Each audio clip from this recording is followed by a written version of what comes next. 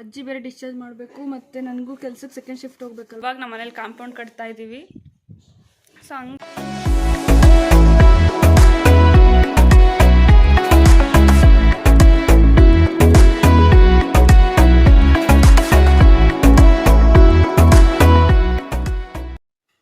Hello, ಎಲ್ರಿಗೂ ನಮಸ್ಕಾರ. Welcome back to my mini vlog. ಎಷ್ಟೊಂದು ದಿನ ಆಯಿತು ಯೂಟ್ಯೂಬಲ್ಲಿ ಪೋಸ್ಟ್ ಮಾಡೋಕ್ಕೇನು ವೀಡಿಯೋಸೇ ಸಿಗ್ತಾಯಿಲ್ಲ ಅಂತಲ್ಲ, ವೀಡಿಯೋಸ್ ಮಾಡೋಕ್ಕಾಗ್ತಾಯಿಲ್ಲ because of night shift.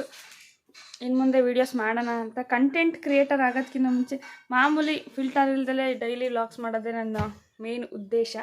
So content ಏನೂ ಮಾಡಲ್ಲ, ಜಸ್ಟ್ ನಾರ್ಮಲ್ ಡೇ.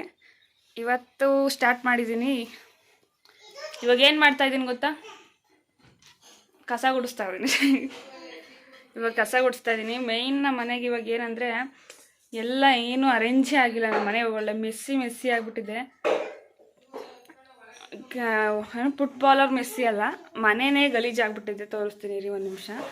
ಬಿಕಾಸ್ ನಮ್ಮ ಮನೆ ಹತ್ರ ನಾವು ಮನೆ ಕಟ್ಟಿ 2 ವರ್ಷ ಆಗಿದೆ. ಇವಾಗ ನಮ್ಮ ಮನೇಲಿ ಕಾಂಪೌಂಡ್ ಕಟ್ತಾ ಇದ್ದೀವಿ. ಸೊ ಹಂಗಾಗಿ ಹೊರಗಡೆ ಇದ್ದಿದ್ದು ಐಟಮ್ ಎಲ್ಲ ತೊಗೊಂಡು ಒಳಗಡೆ ಇಟ್ಕೊಂಡಿದ್ದೀವಿ, ಒಳಗಡೆ ಇದ್ದಿದ್ದೆಲ್ಲ ತೆಗ್ದು ಎಲ್ಲೆಲ್ಲ ಇಟ್ಟಿದ್ದೀವಿ. ಸೊ ಹಾಗಾಗಿ ನಮ್ಮ ಮನೆ ಫುಲ್ಲು ಗಜಿ ಬಿಜಿಯಾಗಿ ಹೋಗ್ಬಿಟ್ಟಿದೆ. ಇನ್ನೊಂದು 2 ಡೇಸ್ ಅರ್ಧ ಆಗಿದೆ ಕೆಲಸ.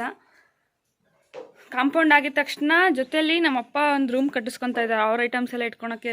ಬಿಕಾಸ್ ಅವರು ಎಲೆಕ್ಟ್ರಿಷಿಯನ್ ಅಲ್ವಾ, ಮತ್ತು ಸೀರಿಯಲ್ ಸೆಟ್ಸು ಅದೆಲ್ಲ ಐಟಮ್ಸ್ ತುಂಬ ಇರುತ್ತೆ ಅವ್ರದ್ದು ಎಲ್ಲ. ನನ್ನ ರೂಮಲ್ಲೂ ಅವ್ರ ರೂಮಲ್ಲೂ ಅಡುಗೆ ಮನೆ ಹಾಲು ಎಲ್ಲ ಕಡೆ ಎಲ್ಲೆಲ್ಲಿ ಜಾಗ ಇದೋ ಅಲ್ಲೆಲ್ಲ ಇಟ್ಟು ಮನೆ ಫುಲ್ಲು ಒಂಥರ ಹೆಂಗೆ ಅಂದರೆ ಅರೇಂಜ್ಮೆಂಟೇ ಇಲ್ಲ, ಆ ಥರ ಕಾಣಿಸ್ತಿದ್ದೆ. ಸೊ ಹಾಗಾಗಿ ಅವ್ರು ಇವಾಗ ಮನೆ ಕಟ್ಕೊತಾ ಇದ್ದಾರೆ. ಅದೊಂದು ರೂಮ್, ಅವ್ರದ್ದು ಅಪ್ಪಂದೊಂದು ರೂಮು. ಮಲ್ಕೊಳಕ್ಕಲ್ಲ, ಜಸ್ಟ್ ಅವ್ರ ಐಟಮ್ಸ್ ಇಟ್ಕೊಳಕ್ಕಷ್ಟೇ. ತುಂಬ ಬಿಸಿಲು ಯಪ್ಪ. ನಮ್ಮ ಬೆಂಗಳೂರು ವೆದರೇ ಇಷ್ಟು. ಯಾವಾಗ ಬಿಸಿಲು ಬರುತ್ತೋ, ಯಾವಾಗ ಮಳೆ ಬರುತ್ತೋ, ಇನ್ಯಾವಾಗ ಗಾಳಿ ಬಂದು ನಾವು ತೋರ್ಕೊಂಡು ಹೋಗ್ತೀವೋ ಗೊತ್ತಿಲ್ಲ. ಸೊ ಹಿಂಗೆ ಇದು ಅಪ್ಪನ ರೂಮ್ ಕಟ್ತಾ ಇದ್ದಾರೆ. ಆಫ್ ಆಗಿದೆ. ಇನ್ನು ಹಿಂದೆ ಕಡೆ ಗೋಡೆ, ಪಕ್ಕದ ಗೋಡೆ, ಸೈಡ್ ಗೋಡೆ ಕಟ್ಟಿದ್ರೆ ಆಗುತ್ತೆ. ಮತ್ತು ಪ್ಲಾಸ್ಟಿಂಗ್ ಕೆಲಸ ಸ್ವಲ್ಪ ಬಾಕಿ ಇದೆ. ಅದೆಲ್ಲ ಆದಮೇಲೆ ಅಪ್ಪನ ಐಟಮ್ಸ್ ಎಲ್ಲ ತೊಗೊಂಬಂದು ಹೊರಗಡೆ ಇಡಬೇಕು. ನಮ್ಮ ಮನೇಲಿ ಮನೆ ಐಟಮ್ಸ್ ಡೈಲಿ ಯೂಸ್ಗೆ ಏನು ಮಾಡ್ತಾ ಇದ್ಯೋ ಅದಕ್ಕಿಂತ ಜಾಸ್ತಿ ನಮ್ಮ ಅಪ್ಪಂದೇ ತುಂಬ ಐಟಮ್ಸ್ ಇರೋದು. Like serial set, mic sets, ಆಮೇಲೆ ಏನೇನೋ ವಸ್ತು ಅವ್ರವು ಏನೇನೋ ಅನ್ನೋದೇ ಗೊತ್ತಾಗಲ್ಲ ನಮಗೆ. ಅವೆಲ್ಲ ಅವ್ರದ್ದೆಲ್ಲ ತೆಗ್ದು ಇವಾಗ ಶಿಫ್ಟು. ನಮ್ಮಮ್ಮ ಅಂತ ಕಾಯ್ತಾಯಿದ್ರು, ಯಾವಾಗ ರೂಮ್ ಕಟ್ತೀವೋ, ಯಾವಾಗ ಎತ್ತಿ ಎಲ್ಲ ಹೊರಗಡೆ ಎಸಿತೀವೋ ಅಂತ. ಫೈನಲಿ ಅದಕ್ಕೂ ಒಂದು ಟೈಮ್ ಬಂದುಬಿಡ್ತು.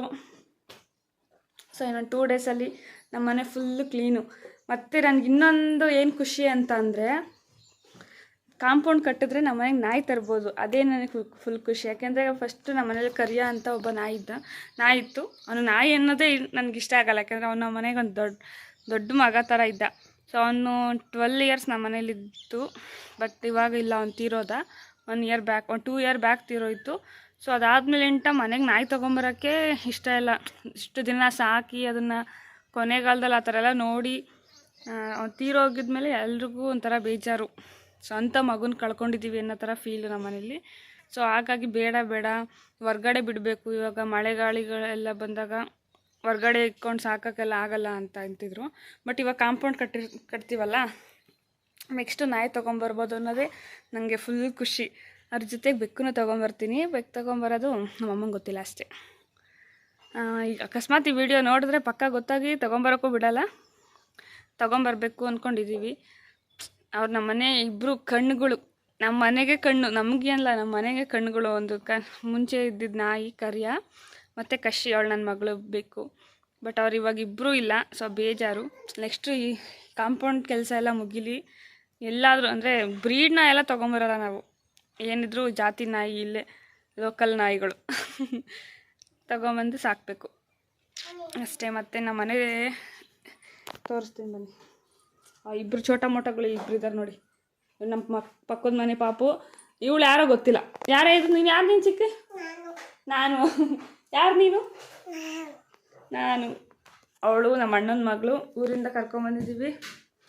ಆಲ್ರೆಡಿ 1 ಮಂತ್ ಆಯ್ತು ಇಲ್ಲೇ ಇದ್ದಾಳೆ. ನಮ್ಮ ಮಮ್ಮಿ ನೋಡಿ ಅಡುಗೆ ಮನೆ ಕ್ಲೀನ್ ಮಾಡೋಕ್ಕೆ ಬಂದಿದ್ದಾರೆ. ಮೇಡಮ್ ಅವ್ರು ಫುಲ್ಲು ಬ್ಯುಸಿ ಅಡುಗೆ ಮನೆ ಕ್ಲೀನ್ ಮಾಡೋದ್ರಲ್ಲಿ.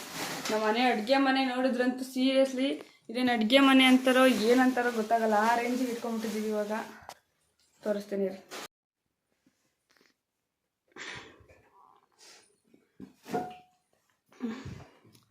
ಅಲ್ಲೂ ಕೆಲವೊಂದು ಐಟಮ್ಸು ಅಪ್ಪಂದೇ ಇದೆ, ಅವ್ರು ಏನೇನೋ ಇಟ್ಟಿದ್ದಾರೆ ಆ ಕಡೆ ಎಲ್ಲನೂ.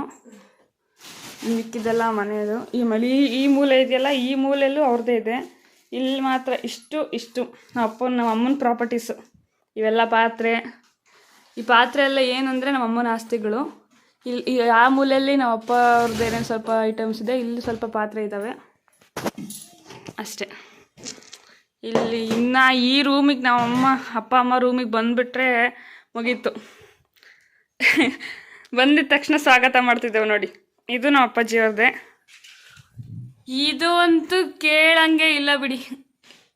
ಫುಲ್ಲು ಅಟ್ಟದ ಮೇಲೆ ಫುಲ್ಲು ಅಲ್ಲಿ ನೋಡಿ, ಅಲ್ಲಿ ಮೈಕ್ ಸ್ಟ್ಯಾಂಡು ಏನೋ ಇದೆ. ಆ ಡ್ರಮ್ಮಲ್ಲಿ ಫುಲ್ಲು, ಆ ಡ್ರಮ್ಮಲ್ಲಿ ಪೂರ್ತಿ ನಮ್ಮ ಅಪ್ಪನ ಐಟಮ್ಸೇ ಇದೆ. ಇಲ್ಲೂ ಅಷ್ಟೇ, ಇದೊಂದು ಲಗೇಜ್ ಬ್ಯಾಗ್ ಬಿಟ್ಟರೆ ಇನ್ನು ಮಿಕ್ಕಿದ್ದೆಲ್ಲ ಅವ್ರದ್ದೇ. ಸೊ ಈ ಥರ ಮಿಸ್ಸಿ ನಮ್ಮ ಮನೆ.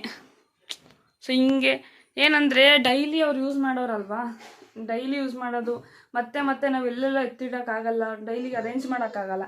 ಫಂಕ್ಷನ್ಸ್ ಎಲ್ಲ ಇದ್ದಾಗ ತೊಗೊಂಡೋಗ್ತಾರೆ, ಮತ್ತೆ ತೊಗೊಂಬಂದಿಡ್ತಾರೆ, ಮತ್ತೆ ಇನ್ನೊಂದೇನೋ ಫಂಕ್ಷನ್ಗೆ ತೊಗೊಂಡೋಗ್ತಾರೆ. ಸೊ ಡೈಲಿ ನಾವು ಕ್ಲೀನ್ ಮಾಡಿದ್ರೂ ಅದು ಹಂಗೆ ಆಗ್ತಾನೇ ಇರುತ್ತೆ. ಸೊ ಹಂಗಾಗಿ ಅವ್ರಿಗೆ ಒಂದು ರೂಮ್ ಅಂತ ಬಿಟ್ಬಿಟ್ರೆ ಅವ್ರು ಅಲ್ಲೇ ಇಟ್ಕೊಂಡು ಡೈಲಿ ಏನೇನು ಬೇಕೋ ಅದನ್ನೆಲ್ಲ ಅಲ್ಲೇ ಇಟ್ಕೊಂಡ್ರೆ ನಮಗೂ ಮನೆ ಒಳಗಡೆ ಸ್ವಲ್ಪ ಚೆನ್ನಾಗಿರುತ್ತೆ. ಬಂದವರೆಲ್ಲ ನಮ್ಮ ಮನೇಲಿ ಹೇಳ್ತಾರೆ, ಮನೆ ಚೆನ್ನಾಗಿದ್ರೂ ಅರೇಂಜ್ಮೆಂಟ್ ಚೆನ್ನಾಗಿಲ್ಲ. ಬಿಕಾಸ್ ಈ ನಮ್ಮಪ್ಪ ಅವರ ತೊಗೊಂಬಂದಿರೋ ಐಟಮ್ಸು ಏನು ಮಾಡೋಕ್ಕಾಗಲ್ಲ, ದುಡಿಬೇಕಲ್ವಾ. ಅವ್ರ ದುಡಿಮೆನೇ ನಮ್ಗೆ ಅನ್ನ ಕೊಡ್ತಾ ಇರೋದು. ಸೊ ಅವ್ರು ಹೆಂಗಾದ್ರೂ ಇಟ್ಕೊಳ್ಳಿ ಅಂತ ಇದು ಮಾಡ್ತೀವಿ. ಮತ್ತು ಇಲ್ಲೂ ಇದೆ ನೋಡಿ, ಸ್ವಲ್ಪ ಅಲ್ಲೊಂದು ಬೀರ್ ಇದೆಯಲ್ಲ, ಆ ಬೀರಲ್ಲೂ ಅದೇ. ಆ ವಾಶ್ರೂಮಲ್ಲೂ ಸ್ವಲ್ಪ ಐಟಮ್ಸ್ ಇದ್ದಾವೆ ಅನಿಸುತ್ತೆ. ಈ ಬೀರ್ ಫುಲ್ಲು ಏನೇನಿದೆ ಅಂತ ಗೊತ್ತಿಲ್ಲ, ಅವ್ರದ್ದೇ ಏನೇನೋ ಐಟಮ್ಸ್ ಇದ್ದಾವೆ. ಅವರಿಗೆ ಮನೆಗಳ ಹತ್ತಕ್ಕೆ ಏಣಿ ಇರಬೇಕಲ್ಲ, ಅದೇನಂತಾರೆ ಅದು ಗೊತ್ತಿಲ್ಲ, ಅದೇನು ಸ್ಟ್ಯಾಂಡು ಅದೆಲ್ಲ ಇಟ್ಕೊಂಡಿದ್ದಾರೆ. ಸೊ ಇವತ್ತೆಲ್ಲ ಇದೆ. ಇವತ್ತು ನಾಳೆ ಮೇ ಬಿ 2 days ಆಗುತ್ತೆ ಇನ್ನು. ಇವತ್ತು ಕೆಲಸದವ್ರು ಬಂದಿಲ್ಲ, ನೈಟ್ ಬರ್ಬೋದು, ಇವತ್ತು ಸಂಜೆ ಬರ್ತಾರೆ ಅನಿಸುತ್ತೆ. ಸೊ ಅವ್ರು ಬಂದು ಎಲ್ಲ ರೆಡಿ ಮಾಡಿದ್ರೆ ಇನ್ನು 2 daysಲ್ಲಿ ಕೆಲಸ ಆಗೋಗುತ್ತೆ. ಕೆಲಸ ಆದರೆ ಎಲ್ಲ ಶಿಫ್ಟಿಂಗು, ಮನೆ ಕ್ಲೀನಾಗಿರುತ್ತೆ. ಆಮೇಲೆ ನನ್ನ ರೂಮ್ ಅಂತೂ ತೋರಿಸೋದೇ ಇಲ್ಲ ಬಿಡಿ ನಿಮಗೆ, ಯಾಕಂದ್ರೆ ಅಷ್ಟು ಮೆಸ್ಸಿ. ಹೆಂಗೆ ಇಟ್ಕೊಂಡಿದ್ದೀನಿ ಅಂತ ಅಂದರೆ ಒಟ್ಟು ಗಲೀಜು. ನಾನು ಗಲೀಜಲ್ಲದೆ ನನ್ನ ರೂಮನ್ನು ಅಷ್ಟು ಗಲೀಜಾಗಿ ಇಟ್ಕೊಂಡಿದ್ದೀನಿ. ಒಂದು ಅರೇಂಜ್ಮೆಂಟ್ಸು ನಾನು ಮಾಡಲ್ಲ. ಯಾವ ಥರ ಅಂದರೆ ಕೊಳ್ತು ನಾರ್ತಾಯಿದೆ ನನ್ನ ರೂಮ್, ಆ ರೇಂಜಿಗೆ ಇಟ್ಕೊಂಡಿದ್ದೀನಿ. ಅಂದರೆ ಆ ಥರ ಎಲ್ಲ ನಾನು ಜಸ್ಟು ಯಾವುದನ್ನು ಅರೇಂಜ್ ಮಾಡಿ ಇಟ್ಕೊಳಲ್ಲ, ನನ್ನ ಕೈಗೆ ಸಿಗೋ ಥರ ಇಟ್ಕೊಳ್ತೀನಿ ಅಷ್ಟೇ ಐಟಮ್ಸ್ ಎಲ್ಲನೂ. ನೆಕ್ಸ್ಟ್ ಅದನ್ನು ಎಲ್ಲ ಕ್ಲೀನ್ ಮಾಡಬೇಕು. ಯಾವಾಗ ನೆಕ್ಸ್ಟ್ ಸಂಡೇ ಅಥವಾ ರಜೆ ಸಿಕ್ಕಿದಾಗ ಮಾಡ್ಕೊತೀನಿ. ಮತ್ತಿನ್ನೇನು, ನಮ್ಮಪ್ಪ ಇವತ್ತೆಲ್ಲೂ ಹೋಗಿದ್ದಾರೆ, ಬೈಕಲ್ಲಿ ಹೋಗಿದ್ದಾರೆ. ಗಾಡಿ ಇಲ್ಲೇ, ಆಟೋ ಅವ್ರದ್ದು ಇಲ್ಲೇ ಇದೆ.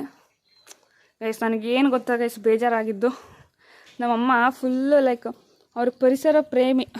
ಇದೆಲ್ಲ ಗಿಡ ಅವರೇ ಹಾಕಿರೋದು. ಜಸ್ಟ್ ಅವ್ರು ಹೆಂಗೆ ಅಂದರೆ ಒಂದು ಸ್ವಲ್ಪ ಎಲ್ಲೋ ಬಿದ್ದಿರೋ ಗಿಡ, ಒಣಗೋಗಿರೋ ಗಿಡ ತೊಗೊಂಬಂದು ಇಟ್ರೂ ಬೆಳ್ಕೊಳುತ್ತೆ. ಎಷ್ಟು ಪಪ್ಪಾಯ ಗಿಡ ಇದೆ. ಇವಾಗ ನೆಕ್ಸ್ಟ್ ಇದೆಲ್ಲ ಕಡಿಬೇಕು ಅಂತ ಅವ್ರಿಗೆ, ಯಾಕೆಂದರೆ ಅವರೇ ಬೆಳೆಸಿರೋದು.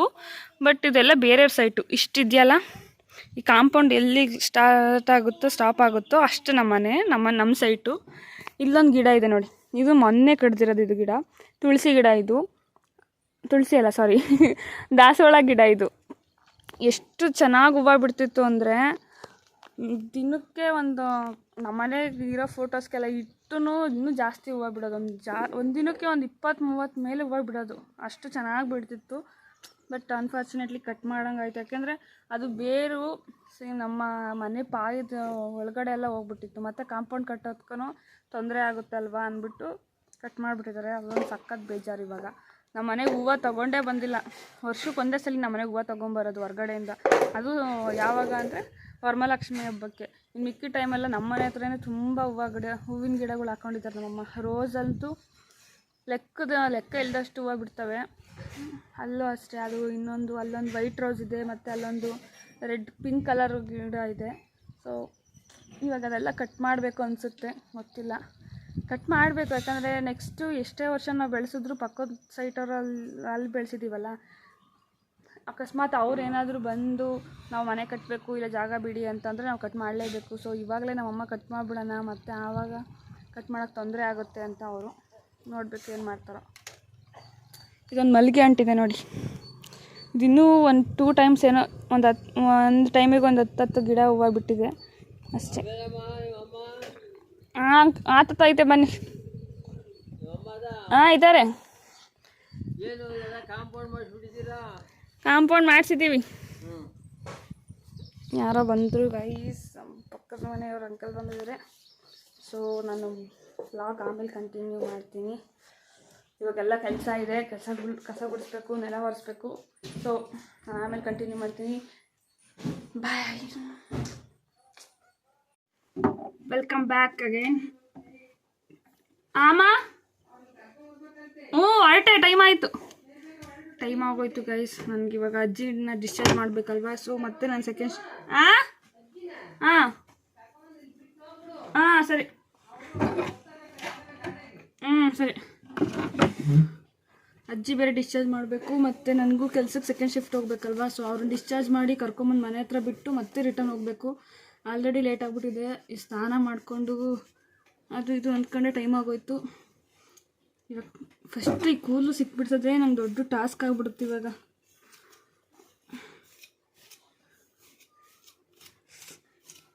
ಇನ್ನೇನು ಮೇಕಪ್ ಎಲ್ಲ ಮಾಡ್ಕೊಂಡಿಲ್ಲ, ಜಸ್ಟ್ ಒಂದು ಪೌಡರ್ ಹಾಕ್ಕೊಂಡಿದ್ದೀನಿ. ಅದು ನನ್ನ ಆಯಿಲಿ ಸ್ಕಿನ್ನು, ಇಲ್ಲ ಸ್ವಲ್ಪ ಹೊತ್ತಿಗೆ ಫುಲ್ ಆಯಿಲಿ ಥರ ಆಗಿಬಿಡುತ್ತೆ. ಸೊ ಹಾಗಾಗಿ ಸ್ವಲ್ಪ ಪೌಡರ್ ಹಚ್ಕೊಂಡು ಬಟ್ಟೆ ಇಟ್ಕೊಂಡು ತಲೆ ಬಾಚ್ಕೊಂಡು ರೆಡಿಯಾಗಿ ಹೋಗೋದಷ್ಟೇ. ನನಗೆ ಮೇಯ್ನ್ ಸ್ನಾನ ಮಾಡೋಕ್ಕೆ ನನಗೇನು ಇಷ್ಟ ಆಗಲ್ಲ ಅಂದರೆ, ನಾವು ಸ್ನಾನ ಮಾಡಿಕೊಂಡ್ರೂ ನಮ್ಮ ತಲೆ ಕೂದಲು ತುರ್ಬಾಕಬೇಕು. ಮೊದಲೇ ಕೂದಲು ಒಣಗಿರಲ್ಲ, ಅದು ಒಣಗಿಲ್ಲ ಅಂದರೆ ಡ್ಯಾಂಡ್ರಫ್ ಆಗುತ್ತೆ, ಮತ್ತು ಏರ್ ಫಾಲು, ಜೊತೆಗೆ ತಲೆನೋವು. ಇದೊಂದು ನಂಗೆ ತುಂಬ ಇರಿಟೇಬಲ್ ಕೆಲಸ. ಅಂದರೆ ನಾನು ಸ್ನಾನ ಮಾಡ್ಕೊಂಡು ಕೆಲ್ಸಕ್ಕೆ ಹೋಗಬೇಕು ಅಂದರೆ ಇದೇ ಬೇಜಾರು. ಅದಕ್ಕೆ ನಾನು ಆಲ್ಮೋಸ್ಟ್ ಯಾವಾಗಲೂ ಕೆಲಸದಿಂದ ಬಂದಮೇಲೆ ಸ್ನಾನ ಮಾಡ್ಕೊತೀನಿ, ಇಲ್ಲ ಫ್ರೀ ಇದ್ದಾಗಲೇ ಸ್ನಾನ ಮಾಡಿಕೊಂಡು ಆಮೇಲೆ ತಲೆ ಡ್ರೈ ಆದಮೇಲೆ ಕೆಲ್ಸಕ್ಕೆ ಹೋಗೋ ಥರ ಇದು ಮಾಡ್ಕೊತೀನಿ. ಇಲ್ಲಾಂದರೆ ತಲೆನೋವು ಬಂದ್ಬಿಡುತ್ತೆ. ಕೂದಲು ಜಿನುಕ್ತಾ ಇದೆ ನೋಡಿ, ಫುಲ್ಲು ಒದ್ದೆ ಇದೇ ಇದರಲ್ಲಿ. ಇದರಲ್ಲೇ ಮತ್ತೆ ತಲೆ ಕೂದಲು ಕಟ್ಟಿದ್ರೆ ತಲೆ ಎಷ್ಟು ನೋವು ಬರುತ್ತೆ ಅಂದರೆ ಅಷ್ಟು ನೋವು ಬರುತ್ತೆ. ಓಕೆ, ಬೇಗ ರೆಡಿ ಆಗಿಬಿಟ್ಟು ಆಮೇಲೆ ವೀಡಿಯೋ ಕಂಟಿನ್ಯೂ ಮಾಡ್ತೀನಿ. Bye guys. ರೆಡಿ ಆಗಿಬಿಟ್ಟು ಹಾಸ್ಪಿಟಲ್ಗೆ ಬಂದರೆ ಡಿಸ್ಚಾರ್ಜ್ ಪ್ರೊಸೆಸ್ ಎಲ್ಲ ನಡೀತಾ ಇದೆ. ನಮ್ಮ ಅಜ್ಜಿಗೆ ನಮ್ಮ ಹಾಸ್ಪಿಟಲ್ ಬಗ್ಗೆ ಕೇಳ್ತಾ ಇದ್ದೀನಿ, ಹೇಗಿತ್ತು ಎಕ್ಸ್ಪೀರಿಯೆನ್ಸ್ ಎಲ್ಲ ಅಂತ. ನಮ್ಮ ಅಜ್ಜಿ ನೋಡಿ ಏನು ಹೇಳ್ತಾ ಇದ್ದಾರೆ. ಹಾಸ್ಪಿಟ್ಲ್ ಬಗ್ಗೆ ಹೇಳಿ, ಹೆಂಗಿತ್ತು? ಚೆನ್ನಾಗಿತ್ತಾ? ಲೇಟ್ ಆದರೆ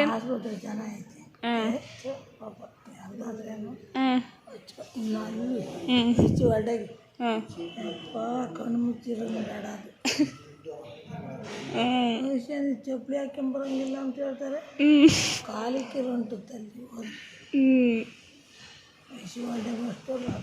ಚಪ್ಪಲಿ ಯಾಕೆ ಹಾಕೊಂಬರಲ್ಲ ಅಂದರೆ ಹೊರಗಡೆ ಎಲ್ಲ ಓಡಾಡ್ಕೊಂಬಂದಿರ್ತಾರೆ, ಮತ್ತು ಅದೇ ಚಪ್ಪಲಿ ಒಳಗಡೆ ಬಂದರೆ ಇನ್ಫೆಕ್ಷನ್ ಆಗುತ್ತೆ ಅಂತ ಚಪ್ಪಲಿ ಹಾಕೊಂಬರೋದು. ಇರೋದೇ ಇನ್ಫೆಕ್ಷನ್ ಅಲ್ಲಿ ತೋದು ಇವತ್ತು ನೋಡು ಕುಕೊಂಡು ಉಣ್ಣಂಗೈತೆ. ಇದು ಹಿಂಗೆ ಮನೆಗೆ ಕುಕೊಂಡು ಉಣ್ಣಂಗೈತೆ. ಅಲ್ಲ ಆಸ್ಪತ್ರೆ ಮಾಡಿಲ್ಲ.